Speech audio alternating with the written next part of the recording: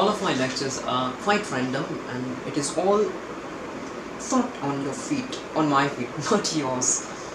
So today we are going to, I am going to summarize what I had listened in one of the podcasts which I've been listening these days, and it is You're Dead to Me. This is a history podcast where some amount of comedy is squeezed in by inviting the comedy stars, and as he claims in the starting, this is a podcast for the people who like history, then who do not like history, and then the third category who forgot to learn it at school. And this is clearly for adults in not necessarily in an adult manner. I mean, not just restricted to school fellas. It also includes the person of all age groups. It will interest you, and the way it is described, and those small things are discerned and discussed upon, and various elements are, say, reflected and rooted, is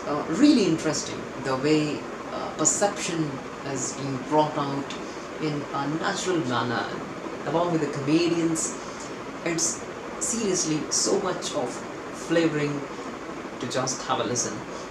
So there was a topic in which they were trying to dig in the various methods that was used by ancient Romans to say treat some diseases or come up with the potions to do away with some problems, troubles you are having, and what kind of understanding they had about various kind of problems or diseases as we know them today.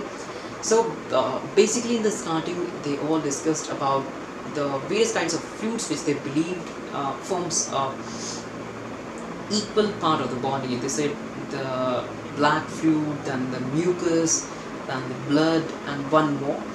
They are in harmony with each other. They are in equal proportions, and when one increases, they say there is some problem with your body. There is some trouble going on inside your body. Say, for example, I'm not saying they are wrong from their understanding. It's really great that they actually came up with some kind of understanding on the basis of what they had observed.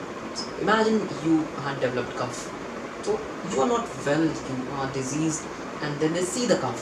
So they believed it's the increase in the cough that is causing you the disease. That is a new way of thinking. Then there were myths and orthodoxies, like you use the dog's tail is used, or the intestine, or you need to get your ears kissed by the dog, or say sometimes the ear shocks were used in the anums to do away with the constipation. And the interesting part is, the point to be noted is, this has been proven by modern science also. This small amount of electrical shocks to that area helps to cure that problem. So can you guess, even at that point of time, humans were trying to understand what is going inside of the body, or how it can be treated. Though many a times it was flawed, and the technologies as it has been available today, like the ultrasound or the optical fiber that helps you see and understand various kind of workings going inside the body, were not available. The surgeries were more like a brutal form of torture, where big holes were put into your body, and that's how they were able to come up with surgeries. And this pain was so much high that sometimes the patient didn't use to survive. So these were all kind of physicians, and they say physicians were more sort of having the understanding, and sometimes some used to have more positive impact. In short, he was able to cure more people than the other.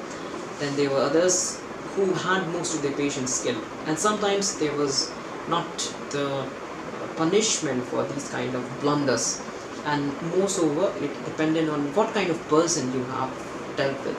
I mean, the person who's dead, he belonged to which society, whether he was a peasant, he was the person of labor, or say the royal family. So the punishment depended on these things, on these factors. Yeah, peculiar.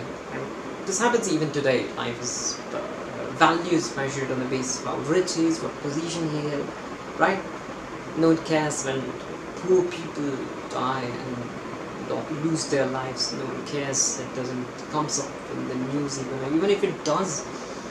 You can sense the lack of empathy. Anyways, we were talking about the medicines and the way people were treated during the ancient Romans time, and it was quite startling the way they were trying to understand and had explanations, though weird in many of the cases.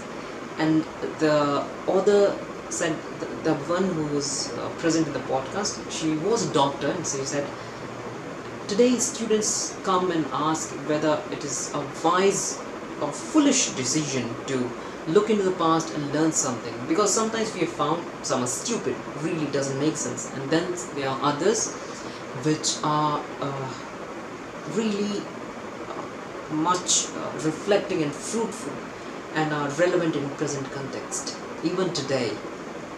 Wow, impressive. So that is all from my side today. There you go. Bye. Take care.